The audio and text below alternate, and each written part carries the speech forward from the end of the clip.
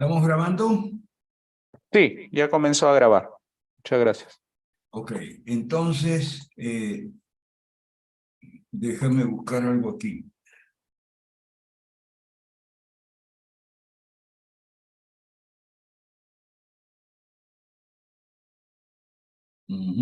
Ok. Si quisieran ver solo un gráfico para entenderla.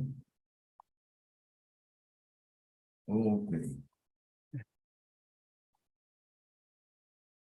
¿Qué pongo en pantalla? ¿El PDF o el video? El PDF que se llama sancionismo, por favor. Correcto. Bueno,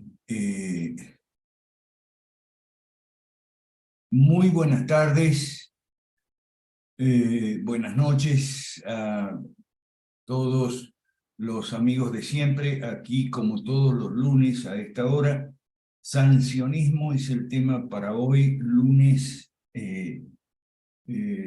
17 de 24. abril. 24. Ah, perdón, 24. Ay, es que tengo, bueno.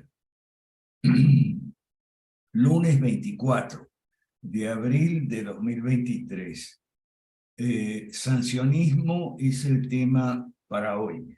Pero antes que nada voy a pasar un par de avisos. ¿Ok? Aviso. Yo abrí un nuevo grupo para las sesiones de los jueves. Y este grupo para las sesiones de los jueves es principalmente de Perú, pero no exclusivamente de Perú. De Perú porque, bueno, en Perú es donde más tenemos gente. Claro, gente de todas clases, gente comprometida, más comprometida, muy comprometida, menos o nada comprometida, pero es donde tenemos más gente y tenemos muchos principiantes. Entonces, con Juan Alberto y Miriam decidimos abrir el grupo para principiantes, especialmente de Perú, pero no exclusivamente de Perú, ¿ok? Porque todos tenemos, hay muchas cosas que tenemos que aprender de Perú, o sea, en Perú están haciendo algo bien, ¿no? Y no es tal vez no solo lo que hacen bien, sino lo mal que se hace en otros países y no lo hacen en Perú. Entonces tenemos que aprender de Perú, los de Venezuela, México, incluso Guatemala y otros países, ¿no? Entonces se llama 5R para aprender. Y es para principiantes, pero también pueden estar otros que no son principiantes. A mí no me molesta tener gente de distintos niveles en las sesiones, ¿ok? Para nada. Pero bueno, vamos a dejar que el otro sea como el preescolar, digamos, o sea, porque ¿qué es lo que vamos a hacer en el otro? Nos vamos a reunir los jueves a las 19 horas de Perú.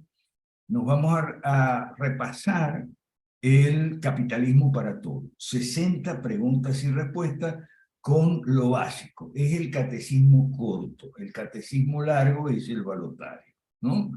Entonces, vamos a empezar por ahí. Este jueves vamos a hacer las 14 primeras preguntas y respuestas y vamos a ver vamos a comentar una película también que se llama Irresistible, está en Netflix, en fin, vamos a ver cómo hacemos.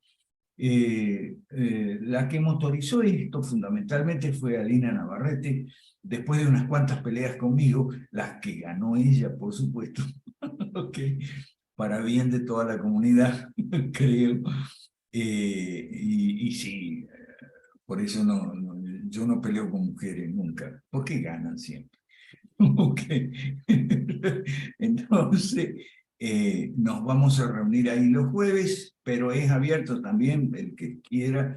Y sobre todo mucha gente que no, que yo no puedo pagar los $15 para estar los lunes. Bueno, vamos a dejar los lunes para temas avanzados. Hoy vamos a tocar un tema avanzado. El otro aviso que quiero pasar es que el lunes que viene vamos a tocar otro tema muy avanzado sobre romanticismo y anarquismo el lunes que viene. y lo vamos a hacer cineforo, porque vi la película de Netflix, Mary Shelley, la creadora de Frankenstein. Hay también alusiones a Drácula. ¿Okay? ¿Qué tiene que ver Drácula, Frankenstein, con el romanticismo y el anarquismo? Muchísimo, es la novela gótica, ¿okay? El género literario preferido de los poetas románticos y todo eso. Entonces, me metí a mirar la película de Netflix con mucho prejuicio, ¿okay? Pensé que iba a ser todo un panegírico, una elegía de Mary Shelley y su esposo Percy Shelley y su mamá Mary Wollstonecraft y demás, pero no. Resulta que en la película hay algunas críticas, ¿ok? Y fuertes, ¿ok? A estas personas que buscaban el amor libre. El amor libre, como le llamaban ellos, a lo que hoy se llama poliamor y todo eso, que no es nada nuevo. O sea, estamos hablando de principios del siglo XIX, toda esta gente, alrededor de un ícono que era una especie de símbolo sexual, Lord Byron, ¿okay? Y que era un sinvergüenza y un machista horroroso. Entonces, ¿cómo estas personas, estas señoras, estas mujeres que reivindicaban los derechos de la mujer y tal, se pueden juntar con semejantes machistas? Es una de las contradicciones que muestra la película. La película me pareció muy buena, tan buena como para hacer un cineforo el lunes que viene. ¿De acuerdo? Y claro, es un tema avanzado. Entonces, en principio nos vamos a quedar con esta diferencia. Los jueves para principiantes, aunque cualquiera puede entrar. Y los lunes para avanzado, aunque también cualquiera puede entrar. No hay problema con ello. Yo no tengo rollo en sesiones con estudiantes que están a diferentes niveles. Son los estudiantes que se enrollan, sobre todo los principiantes y tal. Entonces voy a tratar de mantener los jueves para principiantes, que no quieren temas demasiado avanzados. Bueno, esos temas demasiado avanzados los vamos a tratar aquí. El lunes que viene, romanticismo y anarquismo, cineforo con la película Mary Shelley de Netflix. Yo no sé por qué critican tanto a Netflix. Sí, Netflix tiene películas y series muy buenas. Yo no entiendo por qué les ha dado contra Netflix. Bueno, vaya, hay toda la semana para mirarlo. Que no me pregunte Chapa si se puede ver con chicos, por favor. Ok, yo no tengo chicos, entonces no sé qué es lo que se puede ver y lo que no se puede ver con chicos. No tengo la menor idea, así que lo siento, Chapa. Siempre me hace esa pregunta cuando yo hablo de alguna película. ¿Ok?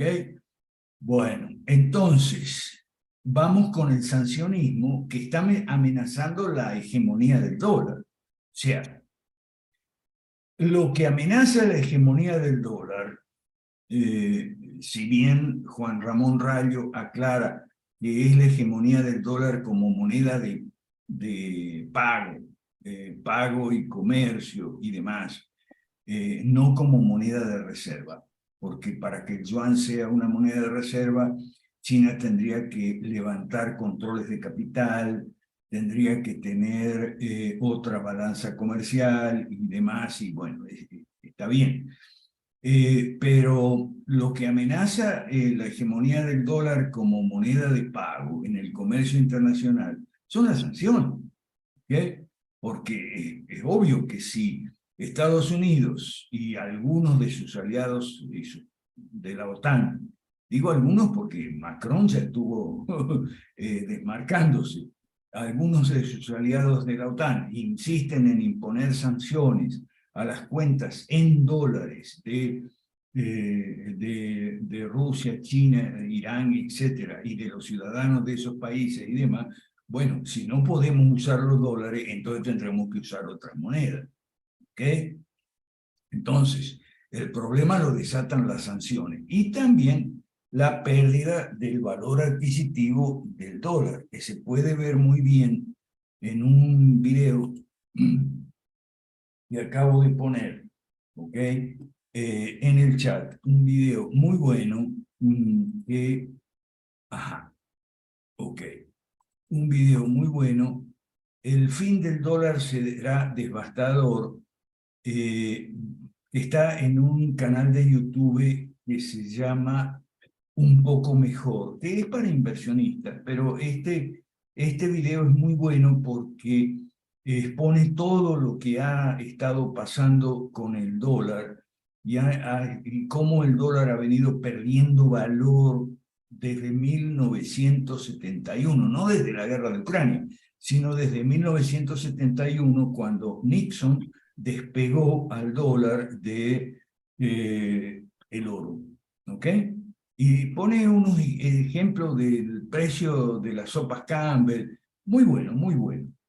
Entonces yo a Rayo, por ejemplo, le diría, ok, Rayo, tú haces muy bien la diferencia entre el yuan como moneda de reserva y el yuan como moneda de pago en el comercio y tal, pero también está, la moneda tiene una tercera función que Rayo no menciona y es la de unidad de valor. Si el dólar no sirve tampoco como, no solo como unidad de pago, sino que no sirve como unidad de valor, porque el dólar viene perdiendo valor desde 1971, no desde ahora, solo que ahora lo que pasó fue que algo malo que le sucedió al dólar, perder valor desde 1971, se agravó muchísimo con la pandemia, la guerra de Ucrania, etcétera, etcétera, y las sanciones.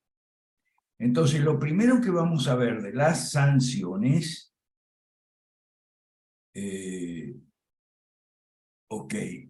lo primero que vamos a ver de las sanciones es este artículo de Ted Galen Carpenter, que es un analista muy bueno de política internacional. Las sanciones económicas son a la vez ineficaces y crueles. ¿Okay? Este artículo es de la semana pasada. Sí, hoy es 24, este artículo es del 18, la semana pasada. La administración de Joe Biden sigue jactándose de cuán exitosas han sido las sanciones internacionales contra Rusia, pero ese alarde es cada vez más hueco, tanto respecto al grado de unidad internacional como al éxito de las sanciones. En lugar de ser una historia de éxito, la campaña de sanciones liderada por Estados Unidos contra Rusia se está convirtiendo rápidamente en otro ejemplo de una táctica crónicamente fallida. La propaganda se basa en dos resoluciones que condenan la invasión que aprobó la Asamblea General de las Naciones Unidas en 2022 y 2023, pero ambas resoluciones fueron medidas puramente simbólicas y desportilladas. No comprometieron a los Estados miembros a tomar ninguna medida. ¿Qué clase de resolución es esa? Una resolución meramente declarativa, poética, ¿no? Y más de una quinta parte de los miembros de la ONU, incluidos actores claves como China, Sudáfrica e India, los tres del grupo BRICS, China, Sudáfrica e India, desafiaron la presión de Washington y emitieron votos negativos o abstenciones. Una indicación más gráfica y sustantiva de la falta de voluntad de los países que no están en la órbita de Washington es su negativa a imponer sanciones económicas. ¿Okay? Entonces, las sanciones occidentales han dañado la economía de Rusia, pero también han sido decididamente menos efectivas de lo pensado. Tras una breve y fuerte caída, el rublo se ha hecho una de las monedas más fuertes a nivel internacional, burlándose de la predicción del presidente Biden de que pronto se convertiría en escombros. Rusia también sigue siendo una potencia exportadora clave de energía y alimentos. ¿Okay? De hecho, ha tenido un éxito notable en trasladar sus exportaciones de los mercados europeos a los de otras regiones, ha reemplazado a Arabia Saudita como la mayor fuente de petróleo y gas natural de China. Vamos al final de la página 1, donde Galen Carpenter cita un trabajo seminal que ha tenido varias reediciones, agregados, incluso al tres economistas, Gary Hufbauer, Jeffrey Schott y Kimberly Ann Elliott. El trabajo se llama Economic Sanction Reconciled, y en sus últimas ediciones ya no son 3 los autores, sino 4, porque se les agregó otro. Documentó cómo las sanciones rara vez logran sus objetivos políticos. ¿Es derribar un gobierno? Bueno, lamentablemente han sido ineficaces, porque no han derribado gobierno. Las ediciones más recientes del libro confirman la conclusión con mayor certeza. Las sanciones incomodan al régimen objetivo y crean un sufrimiento sustancial para personas inocentes en ese país, en el país objeto de las sanciones, el país sancionado. Pero rara vez obligan al régimen a capitular o incluso a hacer concesiones importantes. Como demuestran estos 3 autores, después fueron 4, vamos a la página 2, ese resultado es especialmente cierto cuando el tema en juego es un asunto de alta prioridad. La ineficacia habitual de las sanciones es razón suficiente para rechazar tal opción política, pero su crueldad generalizada debería ser una razón aún más convincente. Bueno, yo puedo dar un ejemplo aquí personal.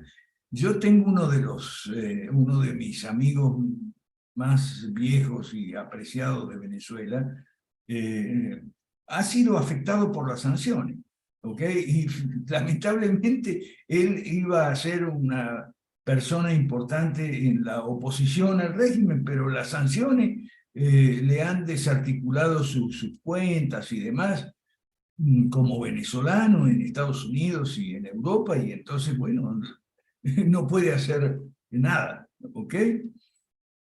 Desafortunadamente, los funcionarios de Estados Unidos y otros occidentales parecen ajenos o insensibles a ese problema, ¿ok? Las sanciones en curso contra Rusia sin duda han perjudicado a los propietarios de tiendas turísticas en San Petersburgo, donde los cruceros no pueden desembarcar. Sin embargo, ¿cómo es que llevar a la quiebra a un señor mayor que vende muñecas de trapo o de porcelana se supone que obligará a Vladimir Putin a cesar su guerra contra Ucrania? Sigue siendo un misterio, ¿ok? La señora Madeleine Albright es una vieja repugnante que puso de secretaria de Estado el amigo Clinton ahí en su época. Y a mediados de la década de los 90, hablando de las sanciones contra Irak, se le preguntó si el resultado había valido ese precio. Albright respondió: creo que esta es una elección muy difícil, pero el precio, creemos que el precio vale la pena. Curiosamente, 20 años después, ahora, la señora Janet Yellen dice lo mismo. Se le dice: oiga, las sanciones han tenido colaterales muy inconvenientes para nosotros, no solo para los países sancionados. Entonces, la señora Janet Yellen responde lo mismo que Madeleine Albright en los años 90. ¿Ok? El precio vale la pena. Sí, bueno, en fin. Y aquí puse yo el libro de los 3 autores, repito, después fueron 4, que han sido reeditados muchas veces. Las sanciones económicas, por eso la sesión de hoy le pusimos ese título, sancionismo. Ok, te agradezco, Tapia. Vamos ahora, si me haces el favor, a poner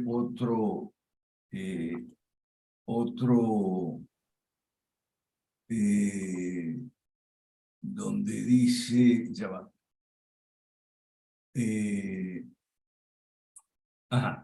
Ron Paul petrodólar. Ese archivo PDF que dice Ron Paul petrodólar, a ver si lo podemos compartir. Tengo aquí 2 artículos muy buenos, gracias. Tengo aquí dos artículos muy buenos y recientes. Uno del doctor Ron Paul, empezamos con ese, del lunes pasado, por eso me confundí con lunes 17, del lunes 17 de la semana pasada. Desdolarización global, el fin del petrodólar. Acabará con el imperio estadounidense. ¿Qué dice Ron Paul? Y me interesa para que vean, ¿qué tiene que ver esto con Frankenstein y Drácula que vamos a ver? Que vamos a ver el lunes. Fíjese lo siguiente.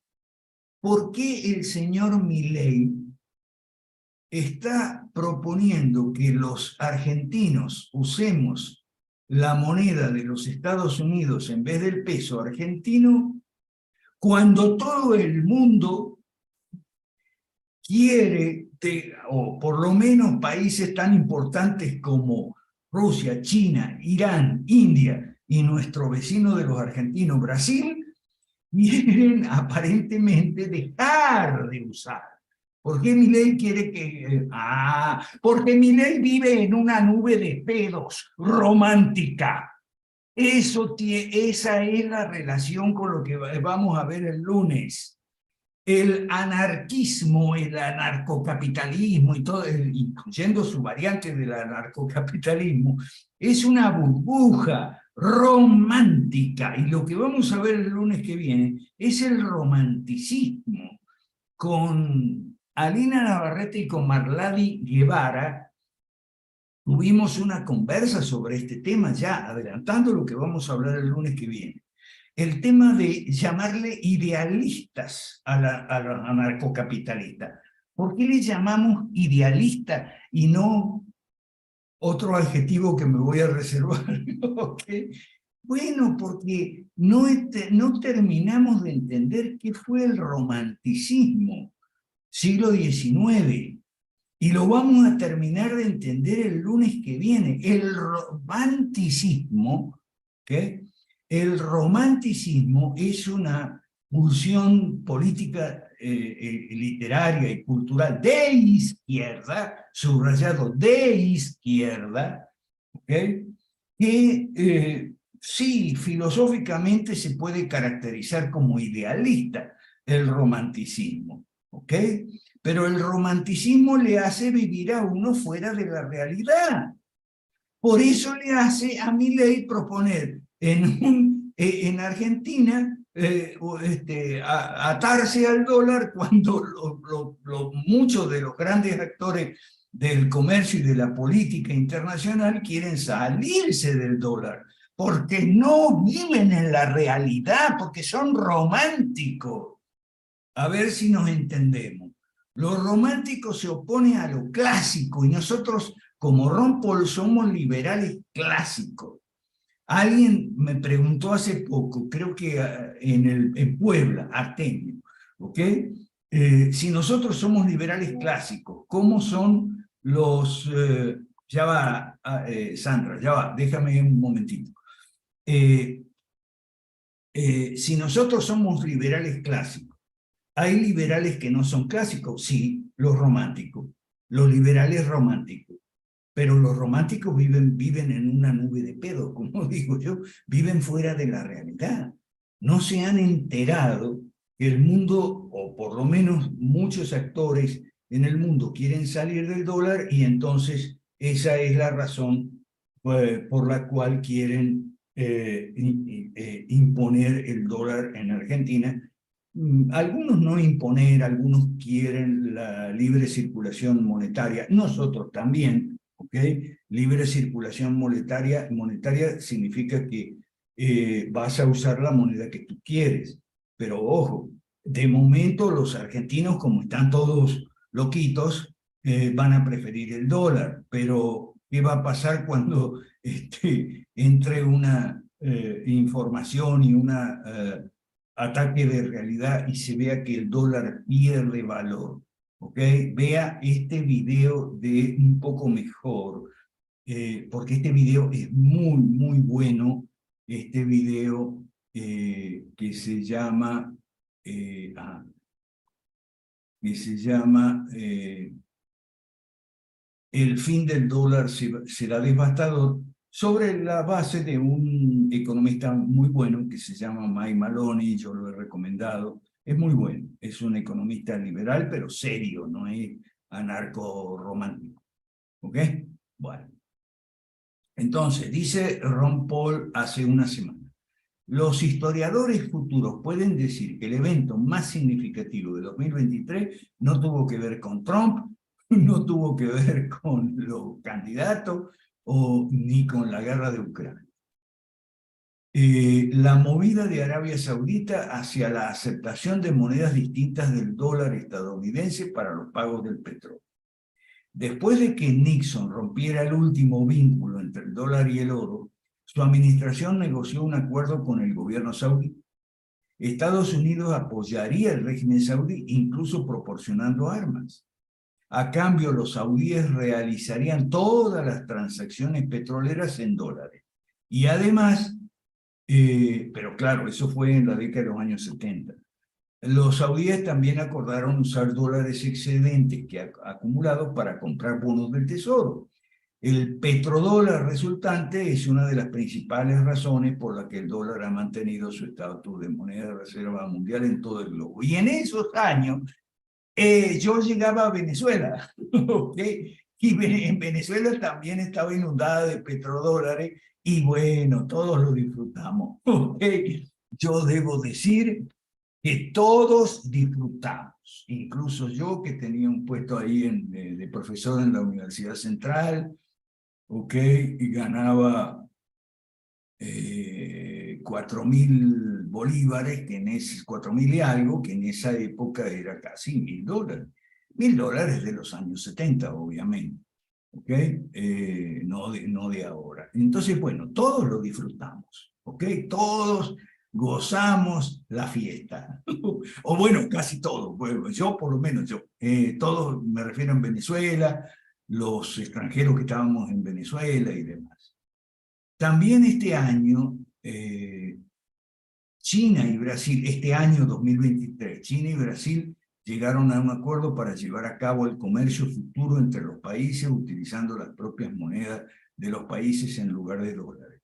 El presidente brasileño Lula da Silva ha pedido a más naciones que abandonen el dólar. Aunque a Lula no le gusta mucho China. Ahí eso lo aclaró en un video nuestro amigo Adrián Díaz Marro. Este movimiento de desdolarización está impulsado en parte por el resentimiento hacia la política exterior de Estados Unidos, incluyendo en particular el creciente uso de sanciones económicas por parte del gobierno de Estados Unidos. Destronar al dólar de su estatus de moneda de reserva hace que sea más fácil para los países ignorar esta sanción. ¿Okay? La desdolarización tendrá un impacto negativo en la capacidad del gobierno de Estados Unidos para administrar su deuda de más de 30 billones, pero billones americanos. Con algunas excepciones, todavía no hay apoyo real en el Congreso para recortes de gasto. Estoy al final de la página 1 y empezando la 2 del PDF. ¿Ok? Sin embargo, cuando la administración Biden acusara a los republicanos de querer recortar gastos de seguridad social y Medicare, el presidente de la Cámara de Representantes declaró: eso está fuera de la mesa. Del mismo modo, a pesar del creciente escepticismo respecto del intervencionismo extranjero entre los republicanos, el complejo militar industrial mantiene un control similar al del liderazgo del Congreso y la Casa Blanca. Según Ron Paul, el complejo militar industrial fue lo que denunció el presidente Eisenhower en los años 50. ¿Okay? Advirtió en su discurso de despedida como presidente de los Estados Unidos, Eisenhower denunció el complejo militar industrial. Pero el complejo militar industrial, según el Instituto Ron Paul, que nosotros seguimos y coincidimos, no solamente se quedó en militar industrial, sino que se agregó militar industrial, welfarismo y inflación y emisión monetaria indiscriminada. ¿Ok? Por lo tanto, no espere ninguna reducción en el gasto militar. El presupuesto más bien aumentará. La Reserva Federal enfrentará una presión continua para monetizar la deuda federal cada vez mayor y mantener baja la tasa de interés y, por tanto, costos de endeudamiento del gobierno federal. Aquí está. Esta crisis, estoy ya al final del artículo, esta crisis conducirá al fin del sistema de moneda puramente fiduciario que sostiene económicamente a nuestro presente estado de bienestar, guerra, dinero. Y esto que digo de vivir un mundo romántico no es solo para Argentina. Fíjese, el presidente de Guatemala viaja a Taiwán. Es un hombre que vive fuera de la realidad, igual que Milei, aunque esa es tal vez lo único que se parece en Milei a Yamatei, salvo que sus apellidos terminen en Ey.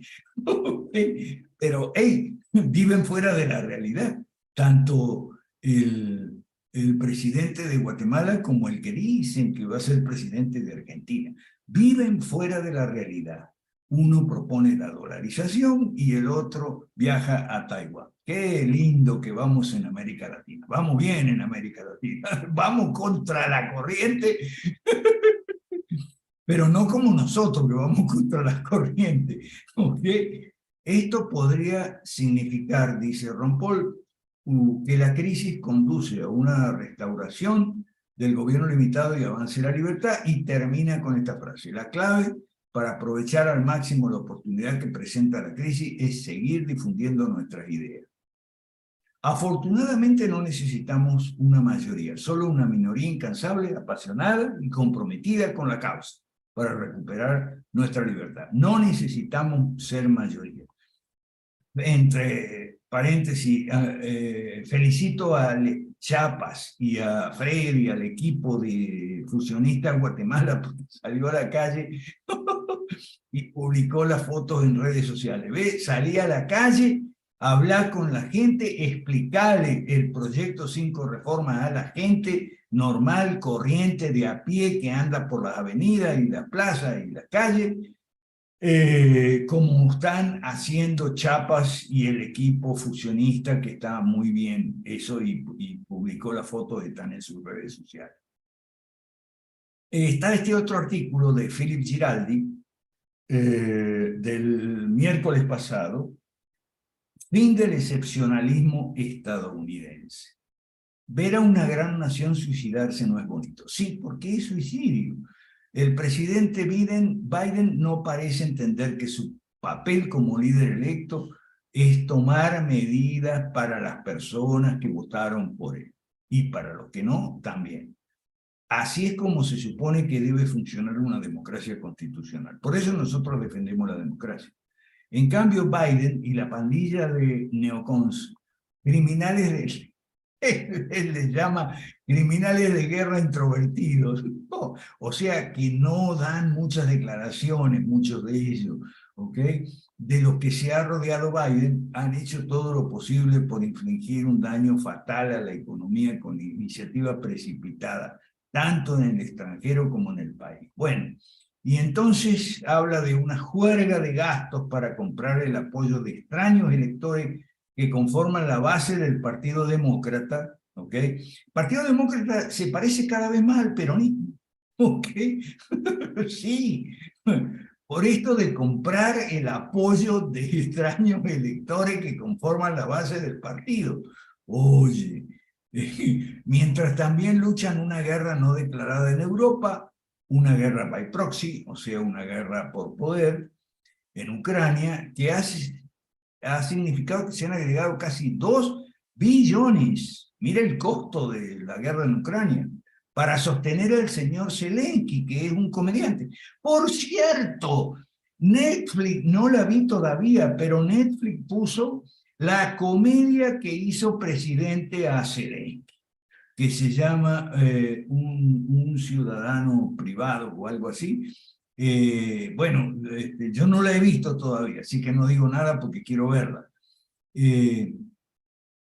Pero aquí está, final de la página 2 del PDF, el costo, ¿ok? Que ya era la deuda y cómo se agrega a la deuda. Deuda que ya era insostenible a casi 30 billones americanos, se le agregan 2 y queda más grande que el PBI. Y los planes para perdonar deudas de préstamos estudiantiles sumarán cientos de miles de millones más a la tinta roja. Empieza la página 3. Las acciones contra el extranjero para continuar expandiendo la guerra en Ucrania contra Rusia harán un daño inconmensurable. El Partido Demócrata ha estado hostigando ahí lo de las sanciones, ¿okay? A Putin. Después, Hillary Clinton y su equipo idearon inteligencia falsa y otras insinuaciones en 2016 para implicar a Donald Trump como un títere ruso que trabajaba para Putin. Eso no funcionó. Trump fue elegido. Los medios y los demócratas acusaron a los rusos en términos más generales de interferir en las elecciones. Tesis exagerada en contraste con el silencio de la verdadera interferencia electoral y política que procede del lobby pro-israelí en Washington. ¿Okay? En Washington y en Nueva York también. No por casualidad, Israel son los principales, está entre los principales defensores de la guerra contra Rusia. Bueno, molestar a Putin parece tener una consecuencia desafortunada a la que Biden no ha despertado, a saber el hecho de que Estados Unidos tiene ahora lo que sería una economía falsa de esquema Ponzi muy vulnerable, particularmente porque gran parte del mundo se ha desencantado con el estilo estadounidense de liderazgo global. Esto es importante. Gran parte del mundo se ha desencantado con el estilo estadounidense de liderazgo global. Y comenta la visita de Macron a Pekín, o Beijing, como se diga. Y las amenazas de Biden contra Rusia y China han logrado poco más allá de acercar a las dos principales potencias políticas y militares que no eran aliados, digamos, hermanos, tomados de la mano, no lo eran, pero ahora lo están siendo cada vez más, con motivo del muy poco inteligente sancionismo, ¿ok? El uso generalizado de los petrodólares permite a la bufonesca Janet Yellen, a cargo del Tesoro y a los bancos de la Reserva Federal, imprimir moneda puramente fiduciaria en forma ilimitada, sin respaldo real, sabiendo que siempre habrá un mercado para ello. Entonces, ahí es donde yo le pregunto a Rayo, porque Rayo dice que no exageremos con el fin del dólar. ¿Okay?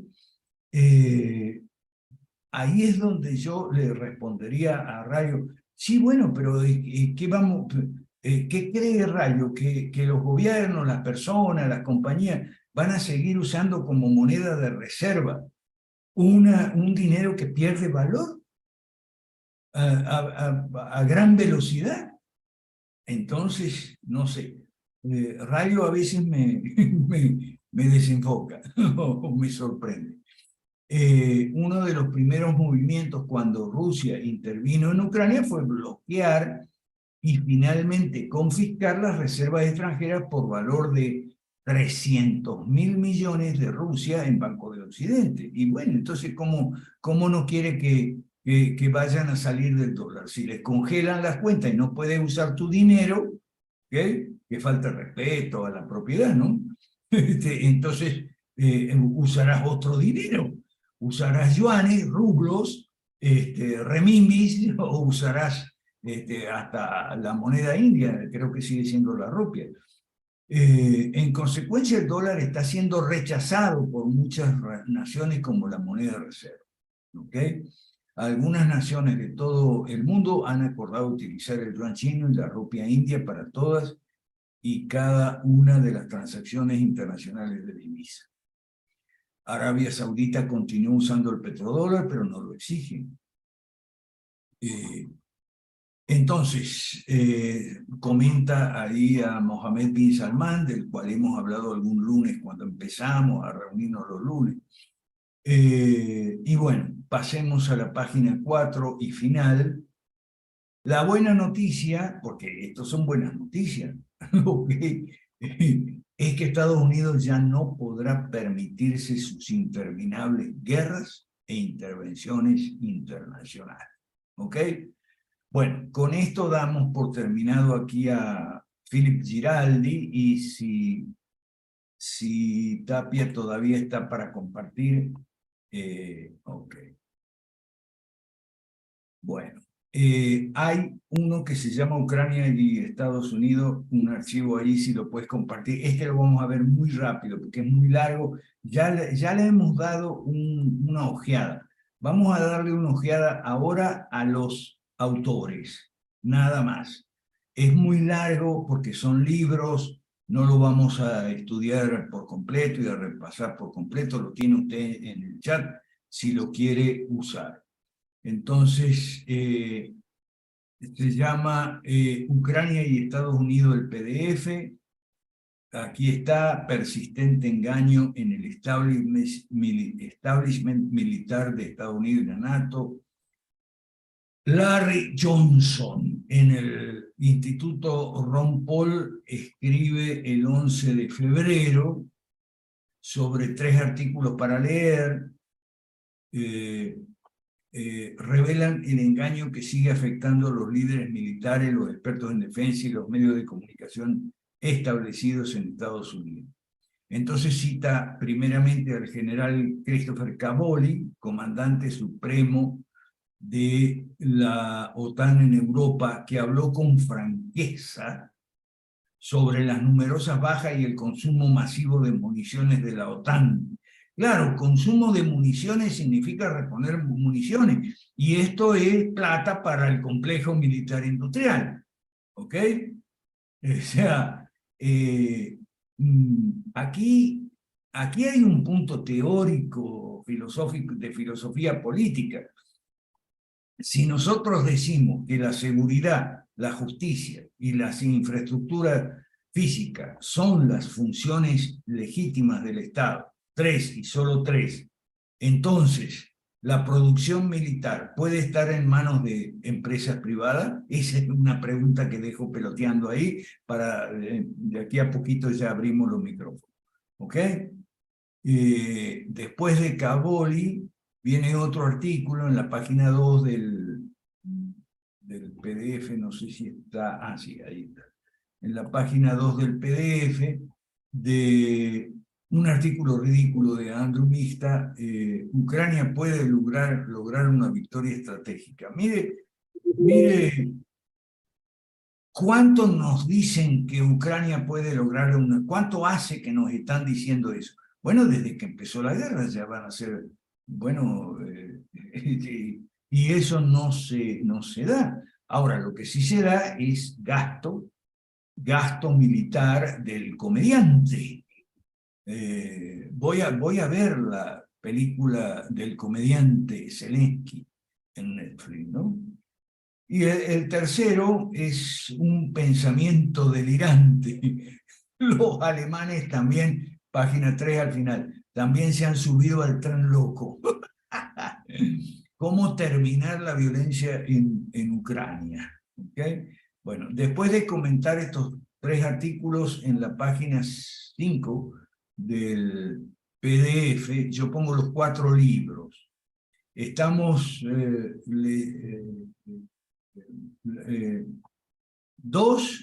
3 de Martianov, desintegración, indicadores del colapso americano que se viene, perdiendo supremacía militar, la miopía de la planificación estratégica de Estados Unidos. Estamos hablando de Andrei Martianov. Y el que a mí me parece más importante de los 3, que es la real revolución en asuntos militares. ¿Okay? Y el de Diane Johnston, Círculo en la oscuridad, memoria de una observadora del mundo. ¿Okay? Aquí está entonces Martianov, aquí está un resumen de los libros, en la página 6 está el resumen de Perdiendo Supremacía Militar. Al final vamos a la real revolución en asuntos militares y por último desintegración, el declive catastrófico de Estados Unidos, los indicadores. El indicador principal del declive catastrófico de Estados Unidos son las ciudades, la decadencia de las ciudades, la juventud, la droga, los préstamos estudiantiles que cada vez son más elevados y los estudiantes se gradúan y no lo pueden devolver porque no ganan lo suficiente como para devolver los préstamos estudiantiles. Es un colapso increíble. Y Diane Johnston, Círculo en la oscuridad, Memorias de una mirona del mundo, lo tengo en la página 9, ¿ok? El resumen de su libro, ¿ok? Con comentarios de muchos, y lo que dice, entre ellos Ron Paul, dice Ron Paul lo siguiente, página 9. Diane Johnston ha pasado toda su vida tratando de escribir la verdad y como verán en estas convincentes memorias. Su dedicación a una amplia coalición por la paz y contra el militarismo es una inspiración. Sigue sufriendo los ataques de quienes, cegados por su sectarismo, no soportan semejante coalición. Los lectores aprenderán mucho de esta fascinante mirada de primera mano a nuestro mundo desde la Segunda Guerra Mundial hasta la Guerra Fría y en última instancia nuestras guerras eternas del siglo XXI. Eso dice Ron Paul del libro. Y Paul Craig Roberts, página 10 del PDF, dice, el libro recién publicado de Diane Johnston es el mejor libro que he leído, el más revelador, el más preciso, el más veraz, el más moral y humano y el más sincero y auténtico. Ahí me confundí con la traducción. Y el mejor escrito. Su libro es mucho más que una memoria, es una historia que no ha sido escrita previamente. ¿Ok? Ajá. Y por último, puse ahí en la página 10 cómo detener esa guerra con Rusia, Ron Paul, 13 de febrero de 2023.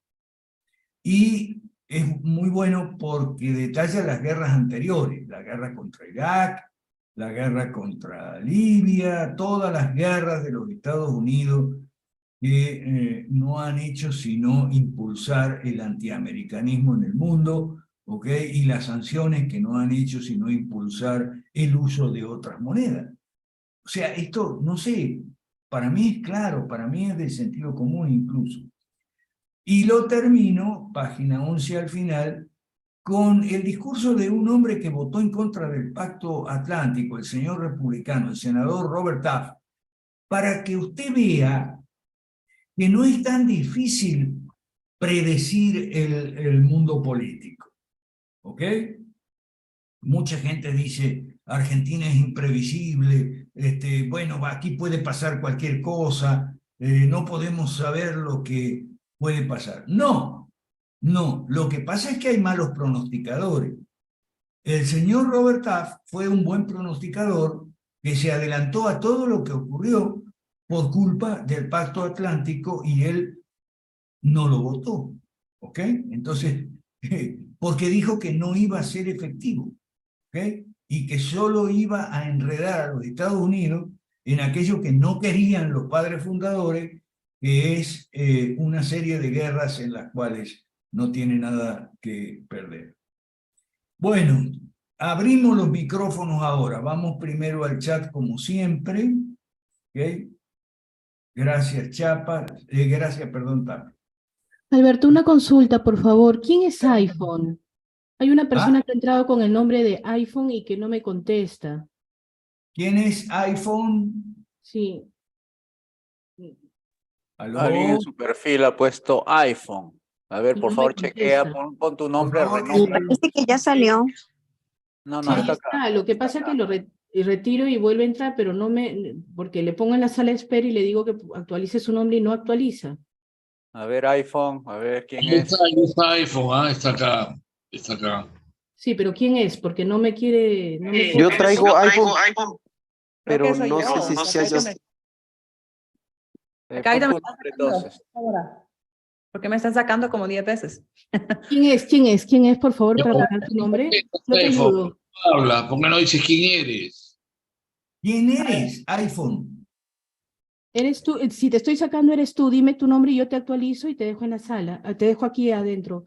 Débora Claro. Fletcher. Ah, Débora, perfecto, disculpa. Ok, Me gracias. sacaron 10 veces, hombre. Yo quiero Sí, escuchar lo que está diciendo discúlpame, Estados Unidos. discúlpame, No, no hay te pena. por interno. Gracias. Débora.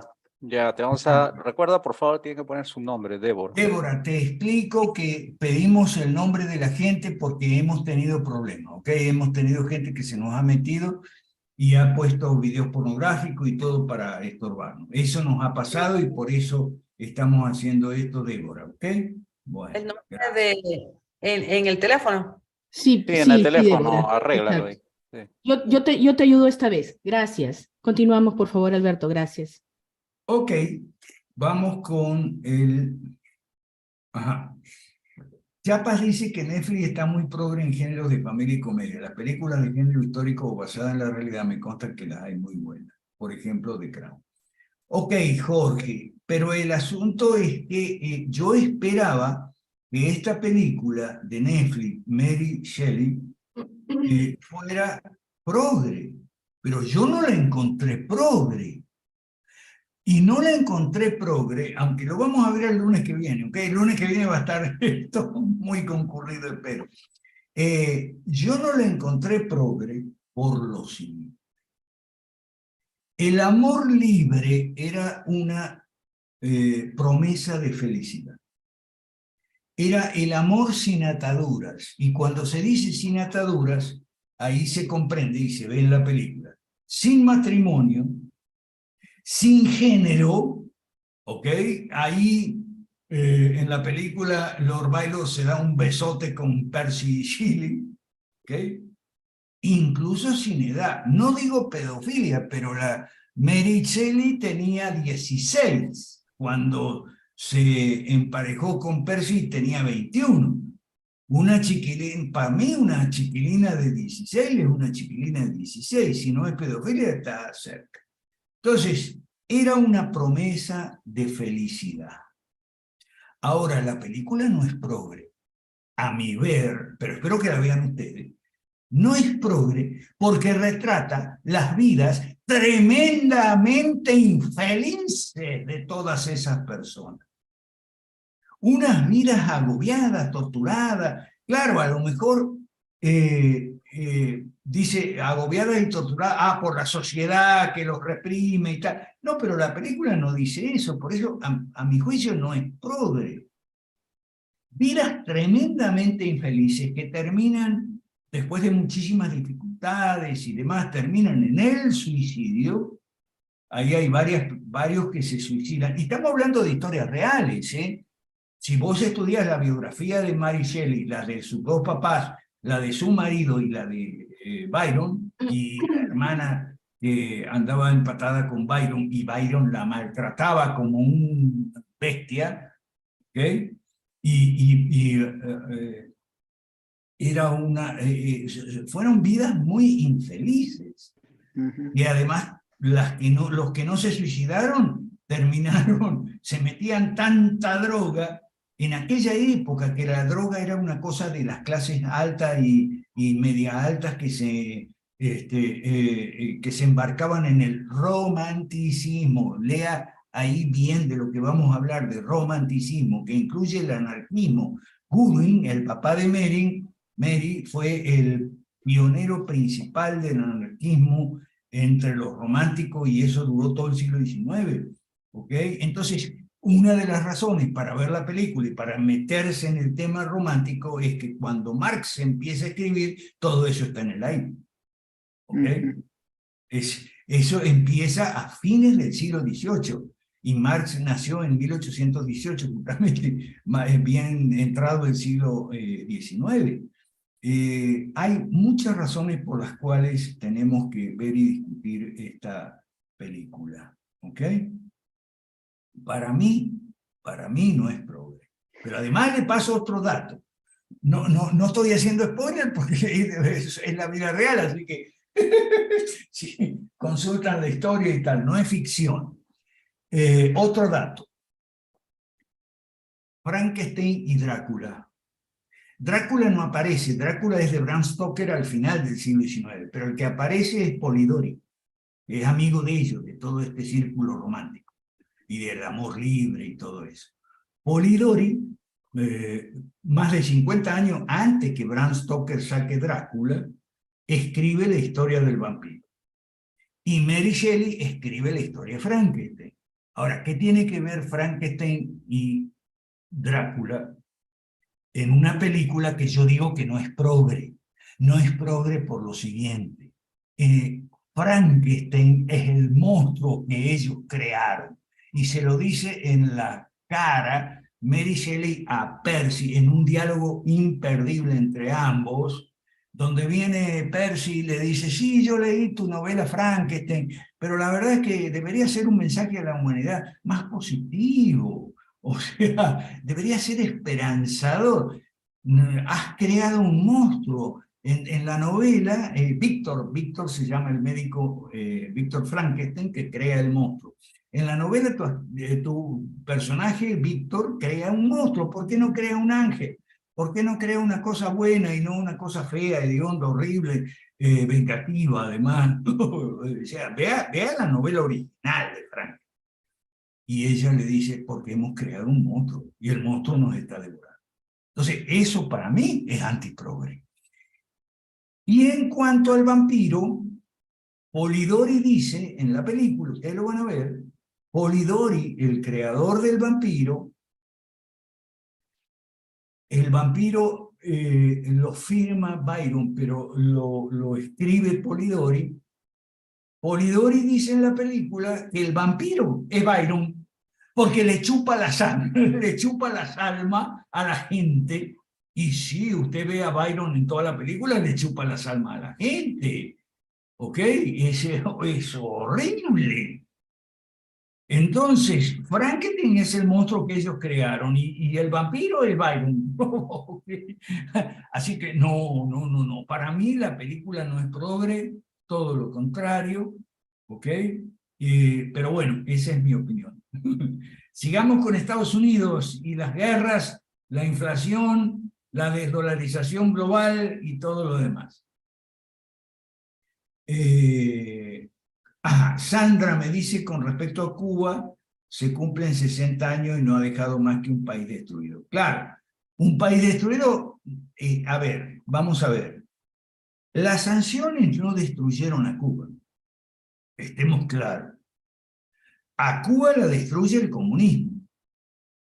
Lo que pasa es que las sanciones no quitan al comunismo, empeoran la situación de la gente, una situación que es grave la ponen peor, y además le dan servido en bandeja el pretexto a los comunistas para decir, es culpa del bloqueo.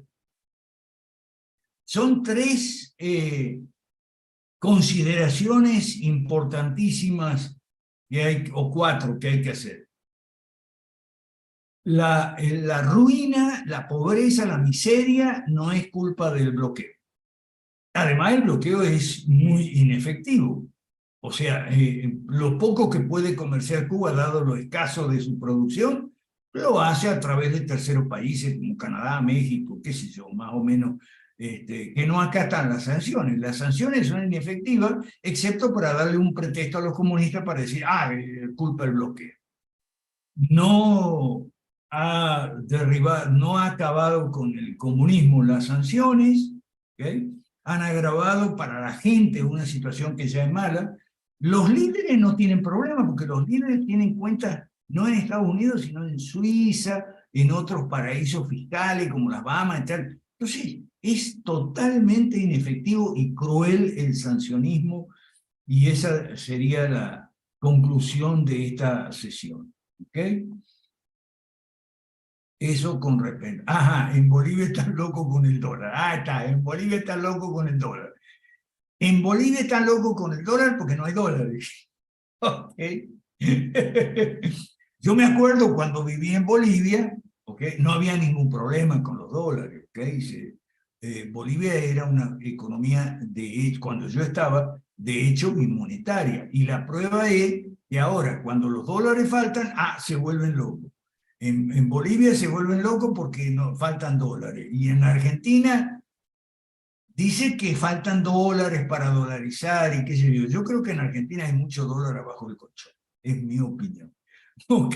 Porque desde que yo vivía en Argentina se acostumbra a guardar dólares debajo del colchón. O en una media.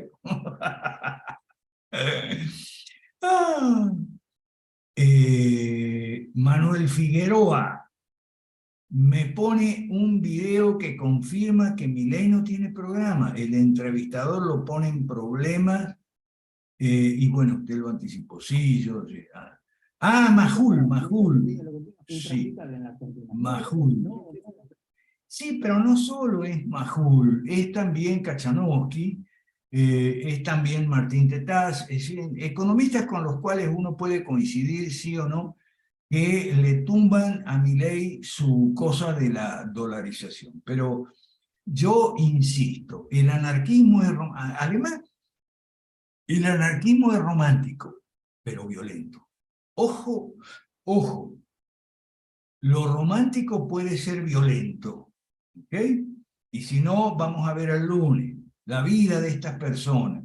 Había el papá de Mary Wollstonecraft, o el marido, no me acuerdo, era un borracho golpeador de mujeres cuando tomaba, ¿ok? El romanticismo puede ser violento. Y una de las formas de violencia, aparte de la violencia machista, del romanticismo son los anarquistas que ponen bomba. Entonces ahora viene Milei y dice, hay que poner una bomba en el Banco Central, hay que dinamitar. Bueno, pero la dinamita y la bomba no era el arma preferida de los anarquistas desde hace 100 años o más en Argentina y en el mundo, en Estados Unidos y demás. ¿Okay? Decía, estudia un poquito de historia. Bueno.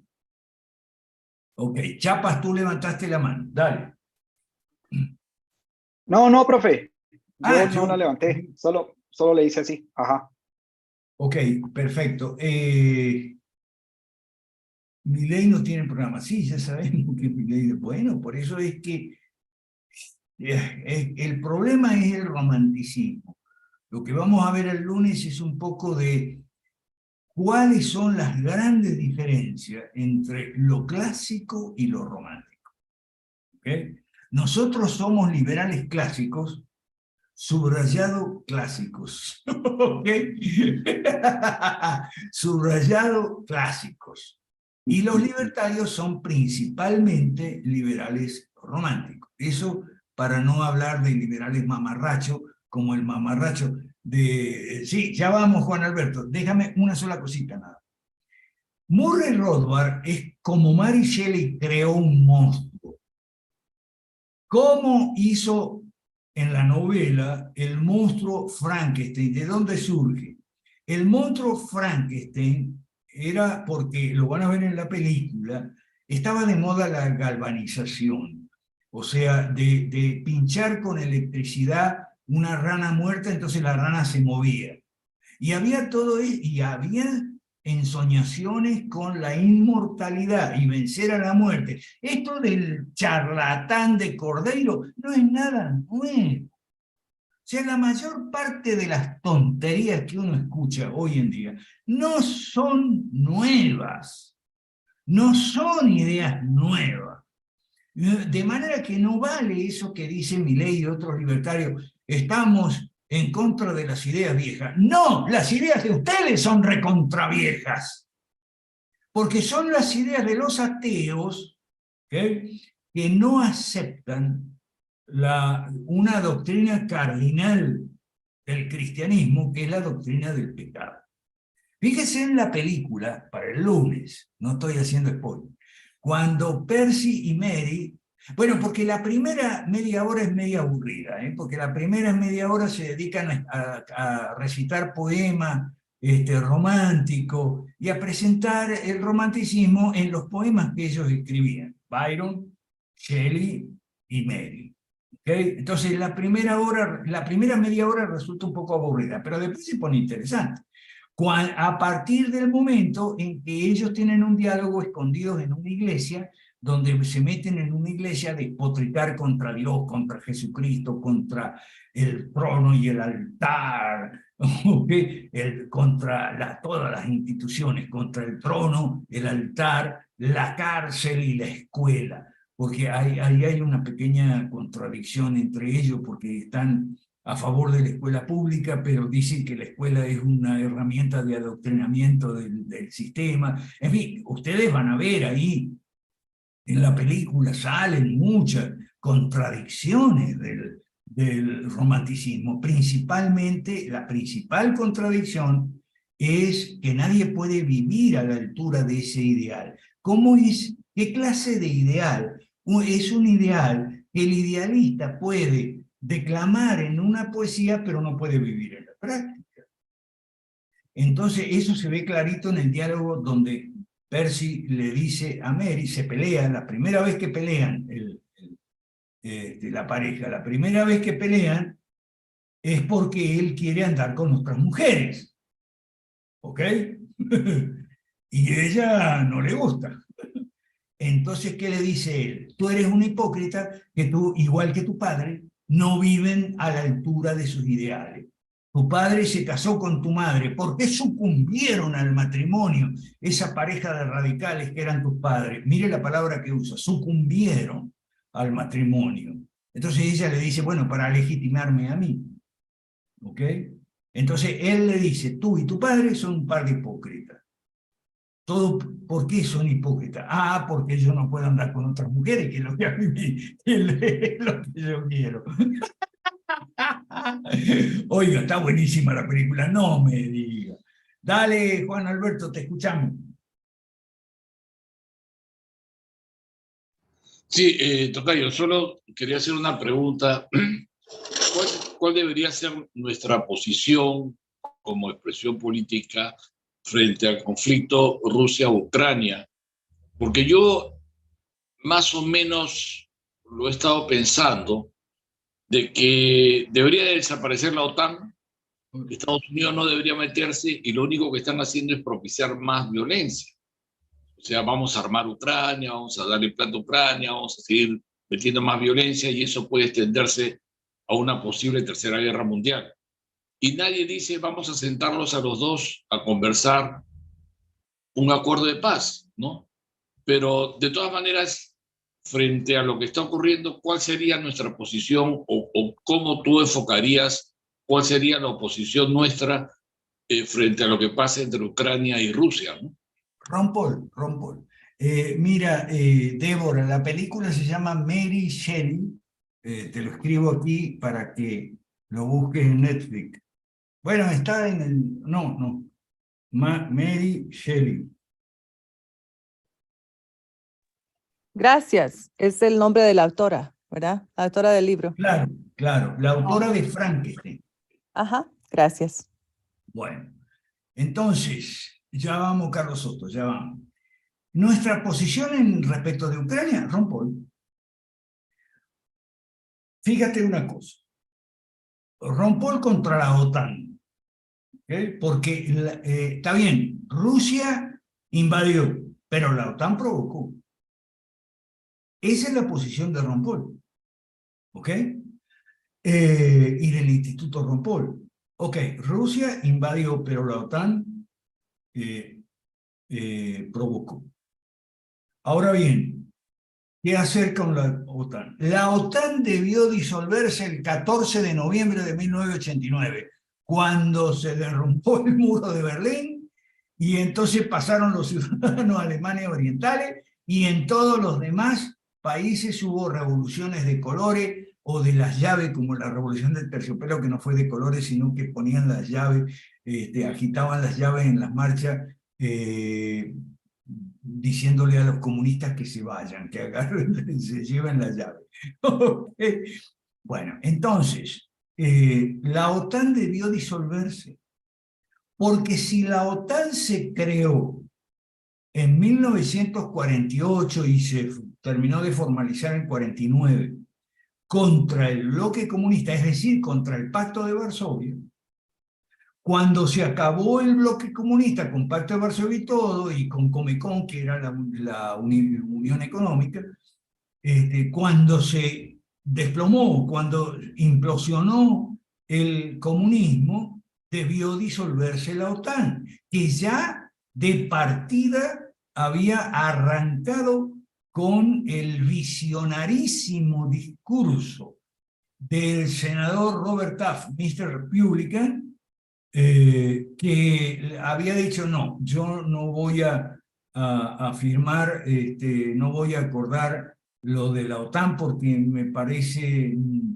que es contrario a la idea de los padres fundadores de este país, ¿ok? De no involucrarse en conflictos europeos. Eso dijo el senador Robert Taft para justificar su negativa a votar a favor de la OTAN. Ahora bien, 40 años después, o sea, 4 décadas después, la OTAN no solamente que no se disolvió al implosionar el bloque comunista, sino que se amplió provocadoramente hacia el este, provocadoramente hacia Rusia, y Ucrania quería ser el último eslabón, siendo que Ucrania es un país inventado. Sus defensores, Ucrania lo que es la vieja Rusia, eso es lo que es, la Rusia kievana, la Rusia de Kiev, eso es, y Ucrania es un país inventado después de la Primera Guerra Mundial y más sobre todo de la Segunda, que Khrushchev, como era de ahí, porque Khrushchev era de Ucrania, le regaló Crimea a los ucranianos, asumiendo que iban a ser comunistas y que el comunismo iba a durar 1000 años como el Tercer Reich de Hitler. ¿Okay? Entonces, son errores, ¿okay? Errores que uno lo puede ver, y por eso, si uno se inscribe en la realidad y permanece aquí los lunes, ¿okay? Podemos predecir lo que va a pasar. Tenemos esa capacidad, no en todos los casos. Por eso yo digo que la cosa se parece a Haití en América Latina. O sea, y que el señor Yamatei está fuera de la realidad cuando viaja a Taiwán y el señor Milei está fuera de la realidad cuando habla de dolarizar. Dale, Jorge. Gracias, profe, muy amable. Sí, bueno, pues es una pena, ¿verdad? Esto de Yamatei viajando a Taiwán. En efecto, lo que pasa es que recién vino también la primer ministro de Taiwán. Estuvo acá en Guatemala y bueno, uno se pregunta cómo es posible que un funcionario de tan altísimo nivel, digamos, en un país relativamente relevante, venga a Guatemala, ¿verdad? Y bueno, entonces pues él lo que está haciendo es hacer esa visita recíproca, ¿no? Y bueno, es que Taiwán tiene que mantener ya sus últimos bastiones en Occidente, son 12 o 13 países, creo yo. Ahí Adrián Díaz lo cita en sus videos. Ahora, profe, la pregunta que le tengo es esta política de China de ser muy pragmática en torno a aliarse con gobiernos de izquierda en la región, en América Latina, no termina pues justificando esos gobiernos y esos políticos de izquierda. ¿Qué daño, digamos, puede generar a la postre o en el mediano largo plazo ese tipo de relaciones, en este caso a nivel de política monetaria con Brasil, por ejemplo, con Uruguay, por ejemplo, creo yo también empieza a tener relaciones ahí en temas de utilizar el yuan como moneda de reserva, ¿no? O medio de pago, creo. Entonces, ¿qué implicaciones puede tener eso para la región, profe? Antes de responder tu pregunta, déjame darte un dato que lo señala Adrián. El gobierno de Taiwán es muy hipócrita, ¿okay? Y eso sí son hipócritas en serio, porque por debajo de la mesa hay muchos intercambios entre China y Taiwán. ¿Qué tipo de intercambio? Y viajan mucho, no tienen mayores restricciones para viajar. ¿Okay? Es que de un lado y de otro. Además, hacen comercio, de un lado y de otro. Además, hacen inversiones, de un lado y de otro. Pero todo por debajo de la mesa, ¿okay? Sin que nadie se entere. Porque en teoría están peleando, pero en teoría. ¿Ok? Entonces, como dice Adrián, los chinos saben esperar. O sea, China espera que, porque los intercambios comerciales producen integración. ¿Ok? Y no solo hay intercambios comerciales, hay matrimonios también y cosas por el estilo. ¿Ok? Si son todos chinos, ¿ok? O sea, los taiwaneses no son otra cosa que son chinos. Ahora, son chinos de Taiwán, pero China, a su vez, es un continente. ¿Ok? En China hay diferencias importantes, incluso en el lenguaje, que no es fácil de entender. Chino mandarín, con chino cantonés, con chino regional de allá de las provincias montañosas del norte, que han sido siempre las más atrasadas. Entonces, Taiwán es una particularidad más dentro de ese conjunto de particularidades que llamamos China. Entonces, por debajo de la mesa hay mucho intercambio.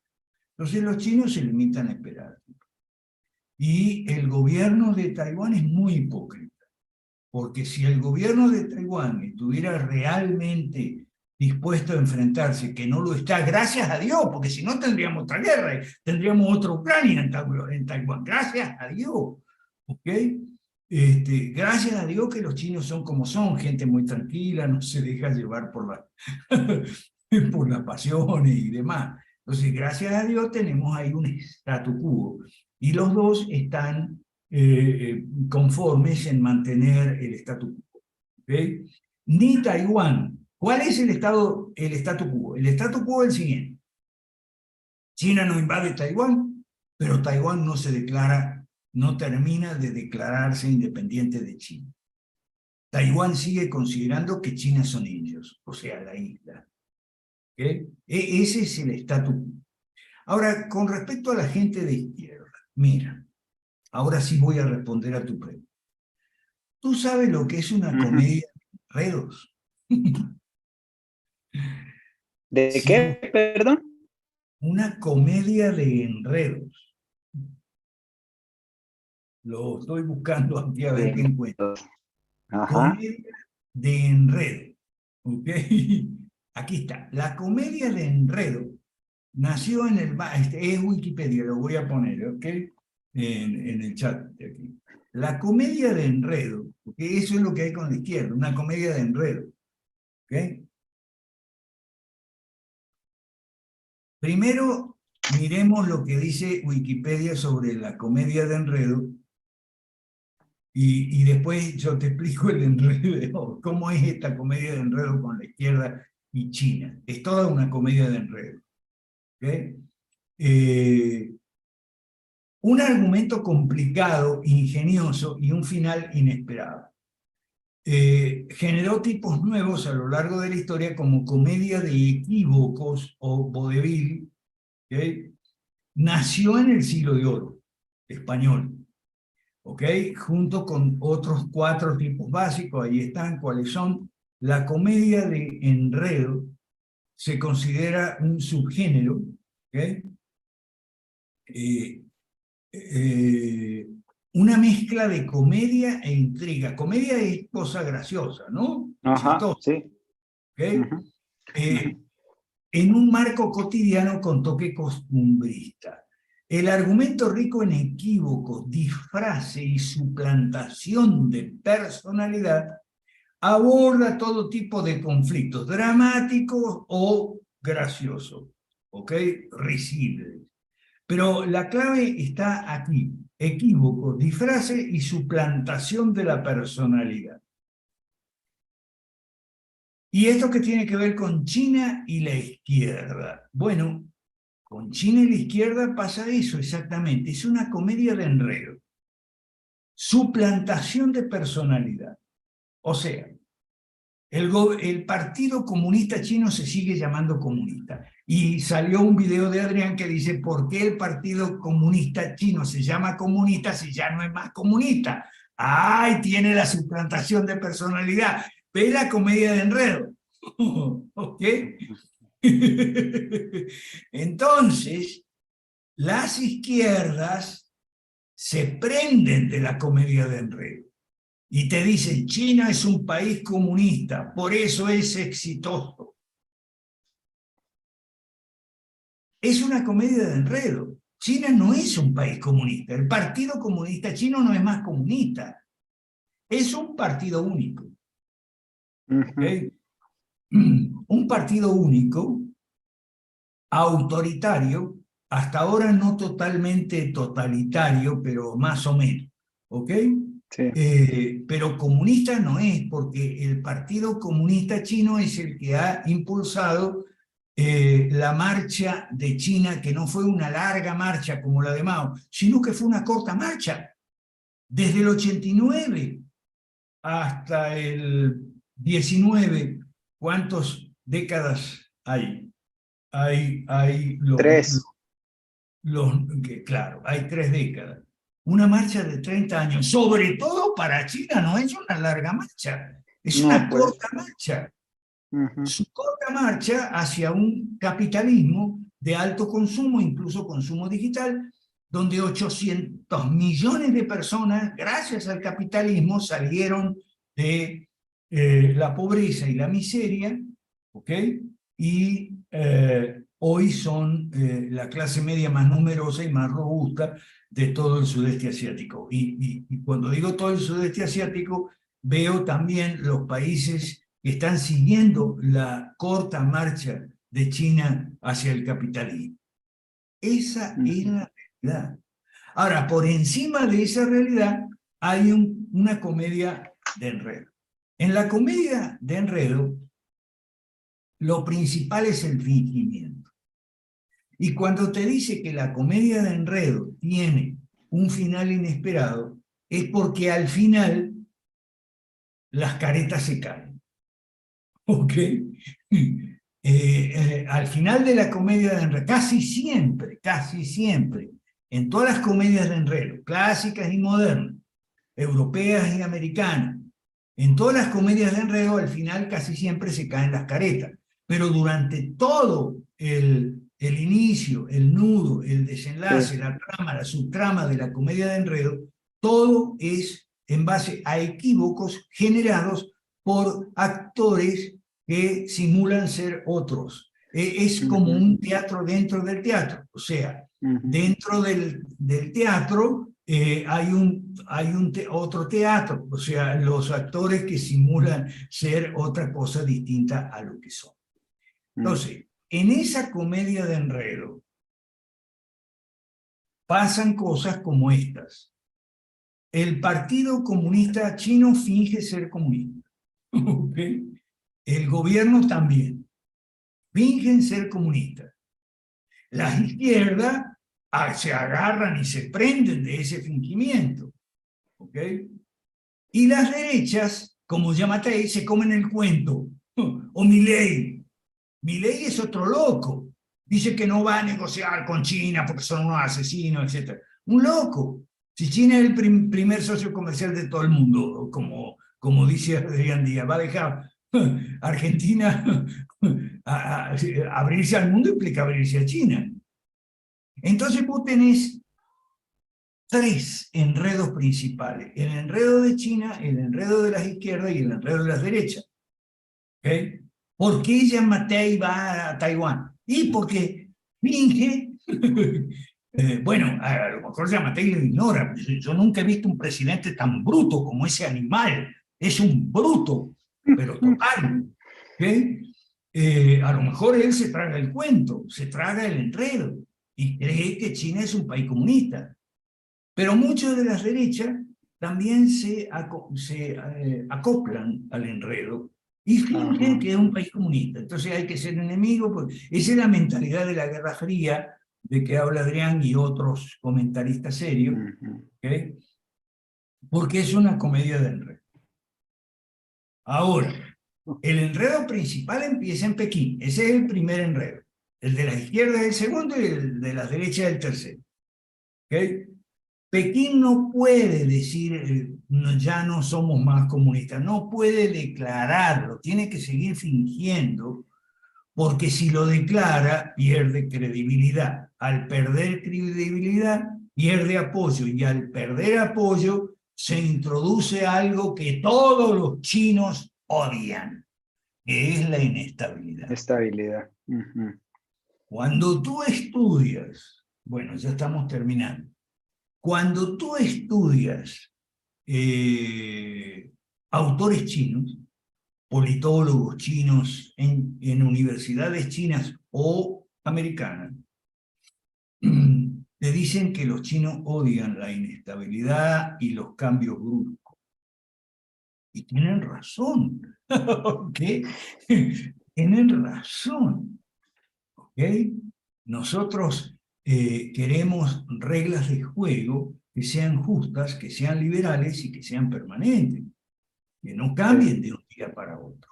Entonces, los autores chinos explican a los occidentales que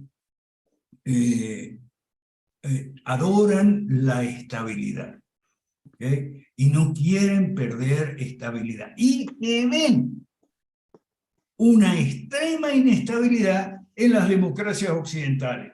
Por eso dicen, no. Si la democracia estilo occidental es eso de que cambia, hoy me acuesto, hoy a la noche me acuesto y hay un gobierno, y mañana me levanto y hay otro gobierno, ¿ok? Y no importa que sea presidencialista o primerministerialista, es igual, ¿ok? Entonces yo no quiero eso. Por eso entonces los chinos también se acoplan a la comedia de enredo. Aquí Eira Solórzano de Venezuela nos dice que estamos saliendo de una trampa para entrar en otra trampa, del dólar al yuan, ¿okay? El dragón rojo dice, carece de identidad, pues no sabe si es comunista o es capitalista. No, Eira, no es así. Y qué bueno que lo pusiste no en el último minuto, sino cuando tenemos tiempo de aclarar las cosas. Eira es capitalista. Olvídate de que no sabe si es... No. Es capitalista. Y si no, léete el libro y hay... después... pero escríbeme al privado que yo te paso. ¿Ok? El libro de Coase. El libro de Coase, como te dice, es capitalista. ¿Ok? Ok. Los países carecen de identidad y van vía perder libertad en el manejo de su economía.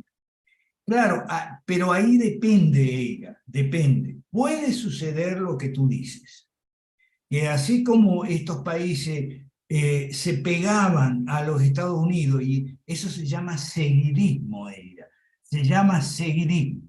Ahora entonces hagan seguidismo con China, sí es posible, pero no necesariamente.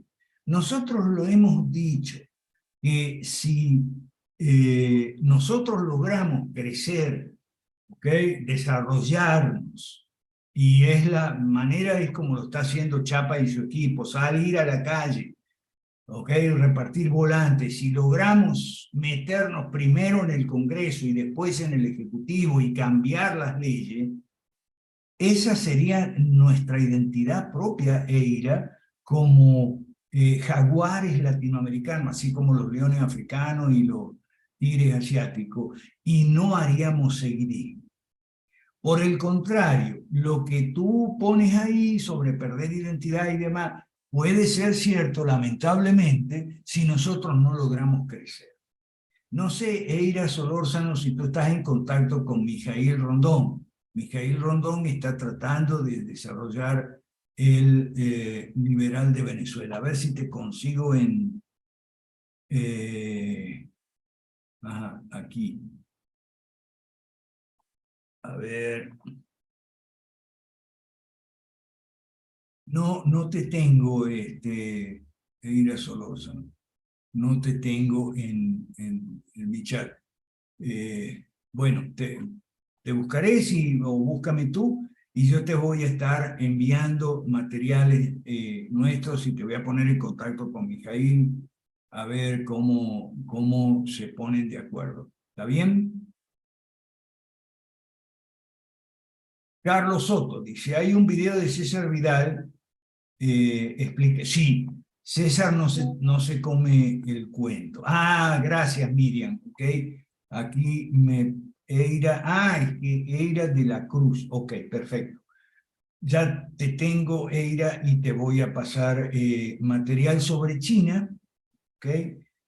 Y sobre todo, mira, lo que tú dices puede ser verdad, pero todo depende de si nosotros ganamos apoyo o no, ok.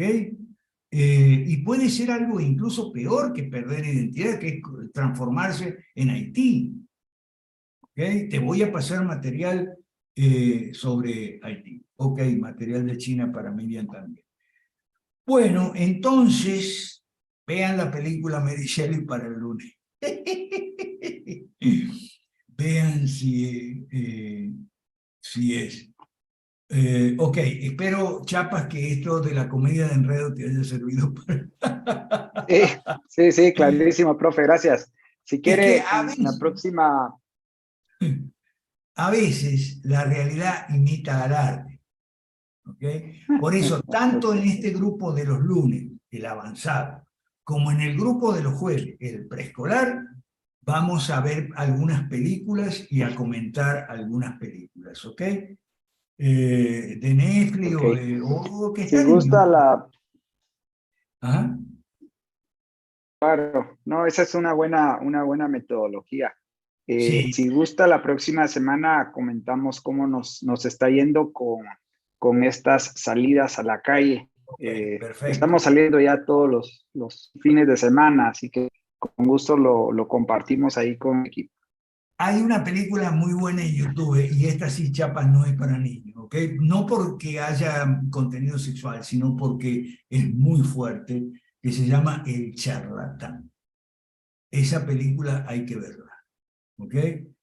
Es la película, creo que más reciente, de Agnieszka Holland, que es una directora polaca de cine, que ha hecho El Charlatán. El Charlatán está basada en un caso real, porque las películas que a mí me gustan son las basadas en los casos reales, porque la película podrá dramatizar aquí o allá, podrá tomarse alguna libertad aquí o allá, pero el caso real es el caso real, y normalmente las películas lo reflejan muy bien. El caso real en El Charlatán es un curandero herbolario que había no en Polonia, sino en Chequia, en lo que era República Checoslovaca, ¿no? Este señor era un curandero herbolario. Y lo que es interesante de la película es que muestra todas las persecuciones que él sufrió, primero con los nazis y después con los comunistas. Te demuestra que el nazismo y el comunismo no soportan nada que no sea el nazismo, el comunismo. Y si tú practicas algo que está se sale fuera del cuadro, te caen encima. Y además, este curandero herbolario era homosexual, imagínate, le cayeron encima los nazis y después los comunistas. Cuando los comunistas los liberaron de los nazis, creyeron que tenían la libertad, pero cambiaron la esvástica por la hoz y el martillo, y al final de cuentas es lo mismo. Por eso me gustó muchísimo la película, pero es muy fuerte, Chapa, esa sí te digo, no es para niños. Está en YouTube, no está en Netflix. Sí, muy ya bueno. ya la tengo por acá en mi películas por ver. La OTAN está perdida y casi seguro Ucrania perderá la guerra. Sí, pero los costos son terribles. Por eso este tipo, Zelensky, es un criminal de guerra, porque está manteniendo a un costo elevadísimo en vidas humanas de Ucrania y de Rusia también, a un costo elevadísimo, está manteniendo la guerra, ¿okay? Que perdió hace rato, vamos a estar claros. Pero ¿por qué se mantiene? ¿Y por qué no se rinde? Ah, porque quiere que toda la OTAN intervenga en Ucrania y se arme la Tercera Guerra Mundial. Es un criminal de guerra. Habría que colgarlo como colgaron a los nazis en Nuremberg. ¿Ok? Eso de paso para Juan Alberto que preguntó. La historia enseña a definir el futuro. Sí, ambos países buscan centralizar el poder, la hegemonía. Sí, sí, eso es correcto. Todos buscan la hegemonía.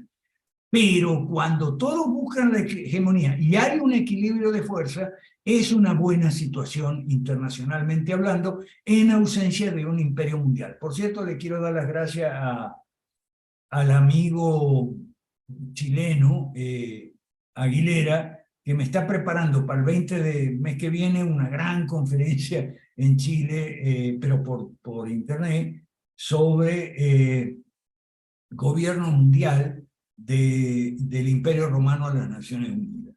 Te voy a enviar material de eso también, Eira. Ok, perfecto. ¿No hay más nadie? ¿No hay más nadie? ¿Nos vamos? ¿Nos vamos? Ok, miramos la película y cuando mire la película, busque en la Wikipedia información sobre quiénes son los protagonistas, que son Mary, su marido Percy, Lord Byron y su papá Godwin, el anarquista. Un abrazo y nos vemos el lunes. ¿Se aprendió hoy o no se Gracias, aprendió? profe. Buenas noches. Buenas ¿Se noches. aprendió hoy? Estamos en los avanzados somos del lunes, los jueves preescolar. Un abrazo grande. Buenas noches, adiós. Muchas gracias. Yo voy para el preescolar. Buenas noches, bye. Bueno, si te meto en el preescolar, si quieres, puedes estar en los dos. No hay Me ningún va a problema. tener que meter en el preescolar porque... Es que te voy a meter en el preescolar para que estés en los dos, Eira. Yo con mucho gusto. En el preescolar no pagas nada. Un abrazo grande. Gracias. Buenas noches. Buenas noches. Gracias, profesor. Chao.